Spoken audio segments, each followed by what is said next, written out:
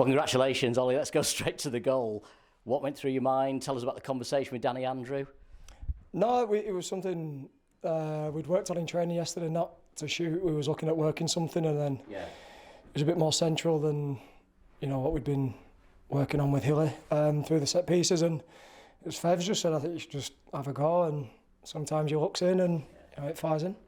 The gaffer was saying he was a bit worried because the Puma balls don't fly quite as well as the ones last year, but that one flew, didn't it?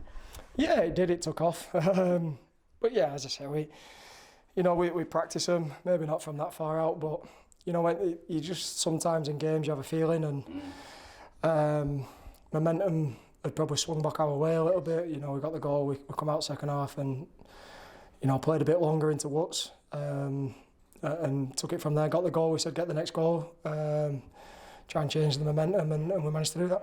How good does it feel? Because there have been questions about the team's character, the mentality, perhaps after the last couple of games, but that's shifted it a little bit, hasn't it? I think that's a bit harsh, to be honest. I think, on the back of last season, for the last 7 games we went behind 7 times, won 6 and drew 1. So I think that's a bit of a harsh thing for people to question, to be honest. It's a new season, a new group of players. But, to show what we showed as a group again today, to, down to 10 men, probably everybody looking, thinking everything's against us, and, the defeat on Tuesday night. But football changes every day, and you can quickly change people's mindset and quickly change the opinion outside. But within the dressing room, between us as players, there's never been any question about anybody's mentality, and the manager wouldn't have at the football club if he thought people didn't have the right mentality. So I think that one puts that one to bed. Having conceded early, then the red card, from your perspective, when you saw Brad pull the lad back, it's a tough one for Brad, isn't it? Do you let him through, or do you pull him back? Either way, you get a bad result. It's funny because just before coming in, Ben said, would you rather be 2-0 down and 11 men, or 1-0 and 10 men? But obviously 1-0 and 10 men, because we come back and win 2-1. But it's a difficult one. I mean, if he goes through and scores 2-0 with 11 men, is it a different afternoon? We won't know, but Brad's got a decision to make. He makes it. He makes the foul, and it's a red card, the position of the pitch it's in. And as I said, they probably could have scored another couple after that. We were all over the place a little bit, and we were trying to get the message across, just get through to half-time at 1-0 and regroup, which we did. And as you say, it's a great win in the end. Because that was what you could really hang your hat on, I presume, Ollie. You go in knowing it's only 1 goal, as it was on Tuesday. There's only exactly, 1 goal, yeah. I mean, Bradford kind of did the same thing here the other night, didn't they? They went in at 1-0, regrouped, came out and did what they needed to do. But that's what we said, it's 1-0. The positive is it is only 1-0. Let's get the next goal, and let's see where we can take it.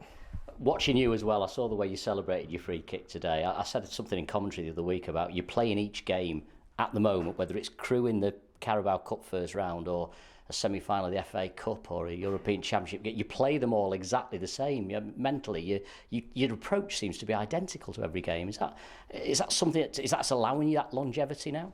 You have to. I mean, every game's an opportunity to impress people, and everybody thinks as you get to 30 now that you're over the hill and you're getting older, but as long as you look after yourself, age is a number. I do everything right, I live my life right, make sure I'm available every week, train properly, live properly, and if you want to be a professional footballer at the elite level, that's what you've got to do. And I love being here, I love being part of the community, the feel, and everything that's brought me happiness since I've been here. And as I say, I'm really enjoying my time here. And just finally, 2 trips to Wigan now for you. In terms of that, though, I mean, you could make progress in the Carabao Cup. You're already 5th in the league, and it's another opportunity, isn't it? As I said, every game's an opportunity to impress, and every game lads who maybe haven't had as many minutes as they'd liked, they've got maybe get an opportunity to show the manager what they can do. So it's another game. It's a game we want to win, and it's like every game this season, approach it the same way, and that's got to be the way we take things forward. And just finally, a quick word on one of the youngsters in the squad, Ethan Pye, reaching his 100th appearance today as one of the older heads in the squad. You must be really proud to see Ethan come through like that. He's old at 22, isn't he?